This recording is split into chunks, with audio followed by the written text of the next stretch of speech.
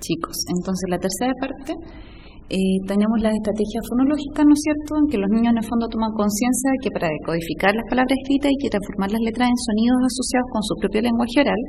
Y acá lo vemos que se aplican tareas de identificar, discriminar, segmentar, modificar e integrar secuencias fonografémicas, y que culmina justamente con la integración y la articulación que yo les mencioné antes, que se lo expliqué, que se llama la gestalt fonográfica, y que en el fondo todo este proceso nos permite reconocer las palabras auditivamente. Bueno, para iniciar justamente esta etapa, ¿no es cierto?, los niños necesitan conocer previamente algunos fonemas y algunas letras con el fin de poder realizar asociaciones básicas, y el éxito de esta tarea va a depender de la integración entre la memoria visual gráfica de las letras ya conocidas y la memoria auditivo-fonológica de la pronunciación correspondiente a cada una de estas letras.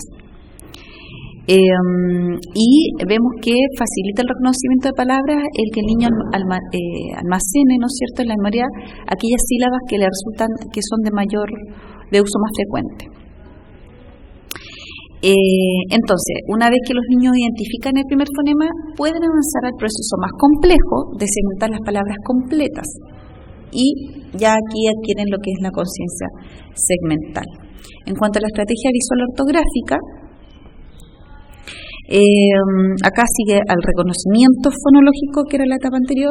Requiere que los niños reconozcan los signos gráficos pronunciables dentro de un contexto ortográfico, y acá el éxito está sujeto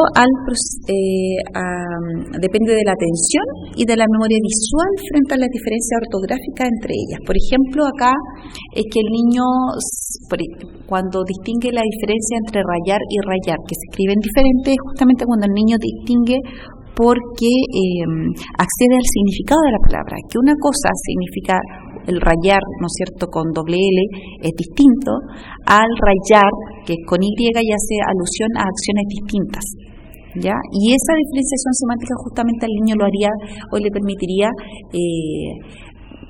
seleccionar la opción ortográfica correcta. Entonces, acá claramente lo que toma mayor peso, ¿no es cierto?, o toma importancia, ¿no es cierto?, el reconocimiento semántico, porque además si el niño accede a la palabra correcta, como dice acá, el reconocimiento semántico confirma la exactitud de la codificación, es decir, el niño confirma que efectivamente decodificó bien esa palabra, y los niños que son lectores normales, lo que ocurriría es que se produce una coactivación, ya tanto de las representaciones fonológicas como de las ortográficas. En cuanto a la estrategia semántica, es lo que yo les decía también en clase, no solamente decodificar, sino que apropiarse del significado. Y esta estrategia justamente lo que hace el niño es asociar la secuencia fonográfica con el significado del texto.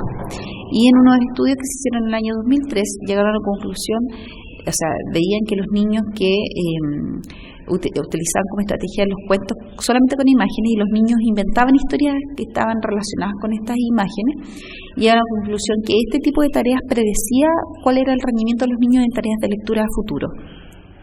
¿Y por qué? Porque decían que acá el niño justamente lo enfrentaban a una tarea en donde hacía una asociación visual semántica, y en el fondo que es lo mismo que harían después al momento de la lectoescritura, en donde ellos construyen significado a partir de letras impresas, de estos estímulos visuales que ellos reciben.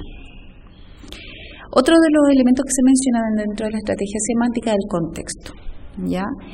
Y algunas investigaciones dicen que justamente el contexto favorecería el reconocimiento de las palabras en los niños, pero solo en aquellos que son buenos lectores, ¿ya? Y para efectuar el procesamiento semántico se requiere el desarrollo de procesos de abstracción verbal y de categorización verbal.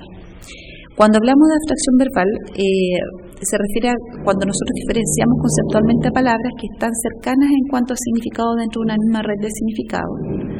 Y la categorización verbal se refiere a crean y amplían las redes semánticas, agrupando las palabras en diferentes categorías verbales que se relacionan entre sí.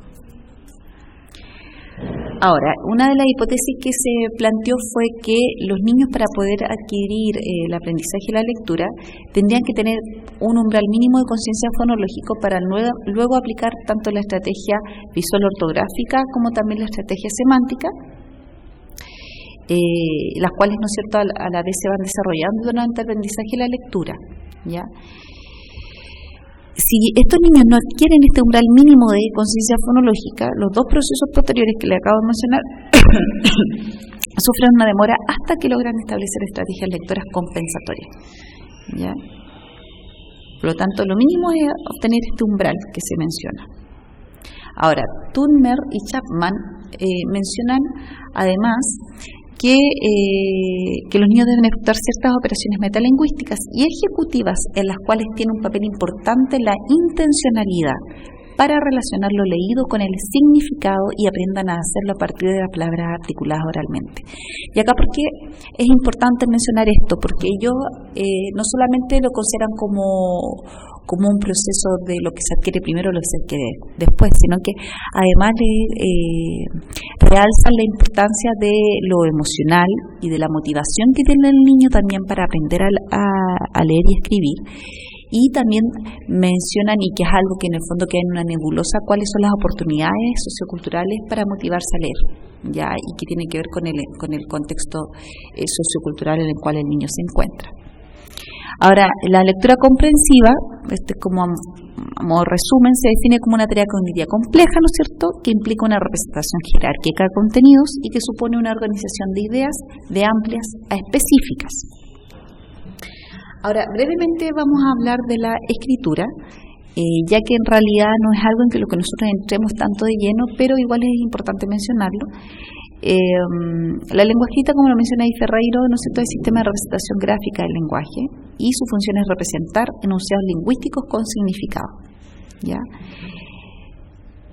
Obviamente está relacionado con todo lo que es el lenguaje oral, pero tiene sus propiedades específicas y que van más allá de la correspondencia con los sonidos, y tiene dos funciones principalmente, que es conservar o recuperar el conocimiento y transmitir o recibir información. Cuando nosotros nos enfrentamos a tres procedimientos: la planificación, la redacción y la revisión, ¿ya? Y como dice abajo, ¿no es cierto?, la producción de un texto no se realiza directamente, sino en varias etapas. En la primera que mencionamos, que es la planificación, está en torno a los distintos aspectos del texto y la situación de escritura. Acá el sujeto que tiene que pensar cuál es el objetivo por el cual él está escribiendo, cuál es el formato gráfico que él va a utilizar, el tipo de lenguaje que va a usar, los conocimientos e intereses de aquel que lo va a leer, ¿no es cierto?, si es su profesor, si es su mamá, es una amiga, un amigo, cuál es el contenido seleccionado y también cuánto es el tiempo que dispone, ¿no es cierto?, y ahí él va a planificar cómo cómo lo va a escribir, ¿no es cierto?, el tiempo que requiera justamente esta tarea. En cuanto a la redacción, se refiere a la toma de decisión en torno a cómo expresar lingüísticamente el contenido según el objetivo que se propuso en la primera etapa, ¿no es cierto? Va a buscar el vocabulario adecuado, va a ver, ¿no es cierto?, a nivel de morfosintaxis que haya concordancia, el manejo de verbos, que haya cohesión en el texto y también claramente ver la ortografía. Y por último está la revisión, que es volver sobre lo escrito, se relee y se evalúa. Acá vemos que hay sucesivas revisiones a lo largo de toda la tarea de escritura. Se valora el contenido, si está bien, si está muy liviano, si requiere algo, no sé, de repente nosotros mismos leemos algo y decimos, no, en realidad como que no dice lo que yo creo que diga. Si logra o no el objetivo que se propuso, si lo va a leer o no, o sea, si lo va a poder comprender aquel hacia el cual lo estamos dirigiendo, lo que estamos escribiendo, si tiene coherencia, cohesión y expresión lingüística general, y o sea, si cumple con eso, y también revisamos la ortografía. Ahora, la planificación y la revisión, ¿no es cierto?, son operaciones fundamentales dentro de la escritura, y obviamente el lenguaje escrito, a diferencia del oral, es anticipado, ¿ya? No es espontáneo, nosotros calculamos, definimos previamente todo lo que vamos a escribir. Por lo tanto, para que esto sea un proceso exitoso y eficaz, tenemos que coordinar estos tres procesos. Planificación, revisión, redacción. Acá, en cuanto al desarrollo de la escritura, se mencionan 3 niveles. El primer nivel, los niños desarrollan criterios para distinguir entre el dibujo y la escritura, ¿ya? Y esta distinción se basa en la forma en que las líneas son utilizadas en el dibujo y la escritura. Vemos que el dibujo lo que trata de emular las líneas, intentan seguir el contorno de los objetos que representan, a diferencia de la escritura, que no se relacionan o no tienen relación, ¿no es cierto?, con el objeto al cual quieren designar. Reconocen también las características básicas de la escritura. Las formas, si bien son arbitrarias, a veces son circulitos, puras pelotitas, ¿no es cierto?, las ordenan de manera lineal. Y también los niños pasan por esta etapa en donde ellos cuestionan las condiciones para que la escritura transmita un mensaje.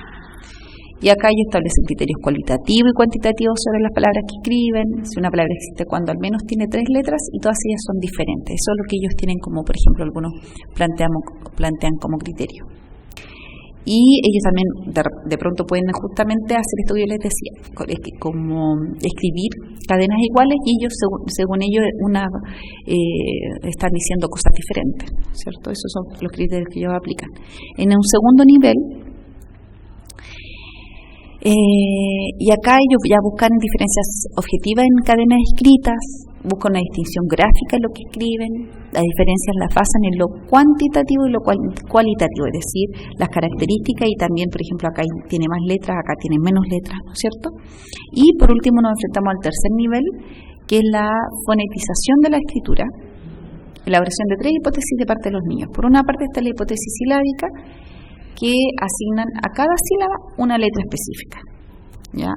Está la hipótesis silábica alfabética, en donde señalan algunas veces que señalan letras a sílabas, otras designan grafemas a fonemas.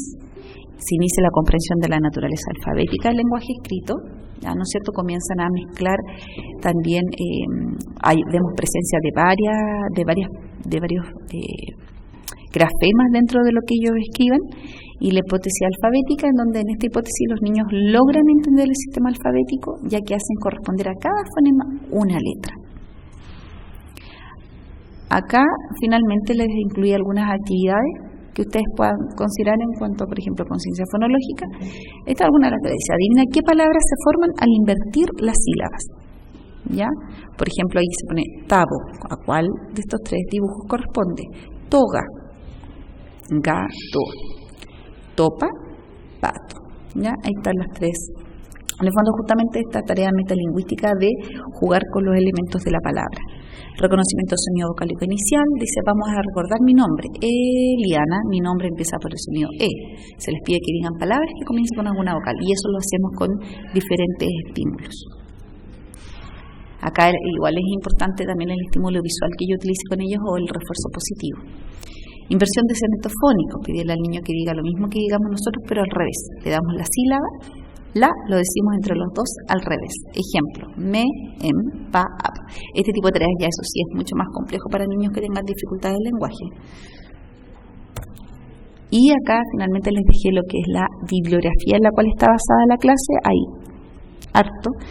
Ya ahí está el libro de Valdivieso, que yo les mencioné varias veces, Meléndez y Morocho, que ese es un paper que está online, el de Ferreiro y Teveroski, que es un libro que también lo encuentran online, y el de Clemente Domínguez, que ese no sé si estará online en realidad, ese yo lo tengo en realidad una versión fotocopiada, ¿ya? Cualquier duda, por favor, pueden escribir en el foro que se abrió en Educa. Que estén muy bien.